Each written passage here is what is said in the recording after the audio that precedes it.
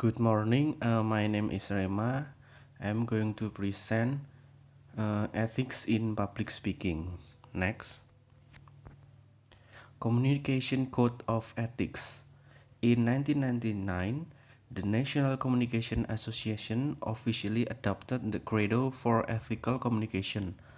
Ultimately, the NCA Credo for Ethical Communication is a set of beliefs communication scholars have about the ethics of human communication.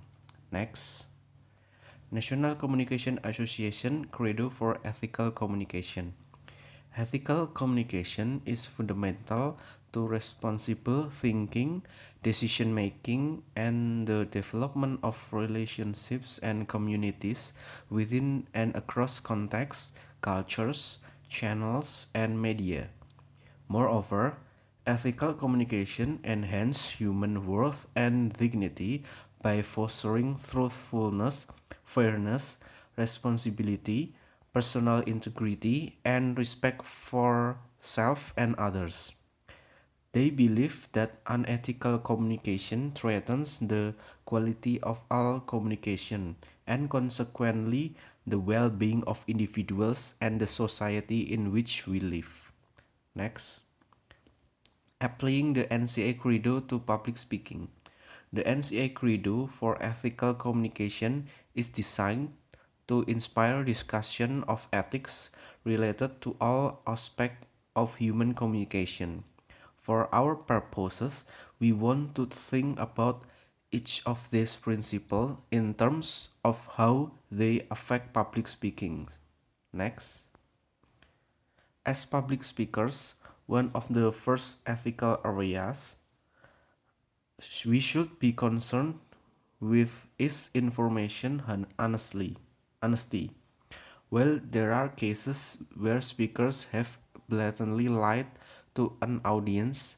It is more common for a speaker to prove a point by exaggerating, omitting facts that weigh against their message, or distorting information. We believe that speakers build a relationship with their audience and that lying, exaggerating, or distorting information violates this relationship. Ultimately, a speaker will be more persuasive by using reason and logical argument supported by facts rather than relying on emotional appeals designed to manipulate the audience. Next. It is also important to be honest about where all your information comes from in a speech. As speakers, examine your information sources and determine whether they are biased or have hidden agendas. While you may not know all your sources of information firsthand, you should attempt to find objective sources that do not have an overt or covert agenda that skews the argument you are making. Next. The second part of information, honestly, is to fully disclose where we obtain the information in our speeches. As ethical speakers, it is important to always cite your sources of information within the body of speech. Whether you conducted an interview or read a newspaper article, you must tell your listener where the information came from. It is mentioned earlier in this chapter that using someone else's words or ideas without giving credit is called plagiarism. Next.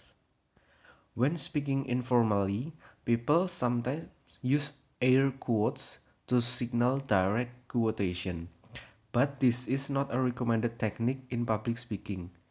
Instead, speakers need to verbally tell an audience when they are using someone else's information. The consequences for failing to cite sources during public speeches can be substantial.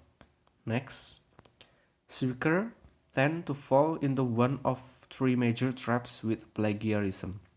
The first trap is failing to tell the audience the source of a direct quotation. To avoid plagiarism, you always need to tell your audience when you are directly quoting information within a speech. The second plagiarism trap public speakers fall into is paraphrasing what someone else said or wrote without giving credit to the speaker or author. Next. Typically, the only information you do not need to cite is information that is general knowledge. General knowledge is information that is publicly available and widely known by a large segment of society. The third plagiarism trap that speakers fall into is reciting someone else's sources within a speech. Next. The second reason we do not recite someone else's sources within our speeches is because it's intellectually dishonest. You owe your listener an honest description of where the facts you are relating came from, not just the name of an author who said those facts. It is more work to trace the original source of fact or statistic, but by doing that extra work, you can avoid this plagiarism trap. Thank you for your attention.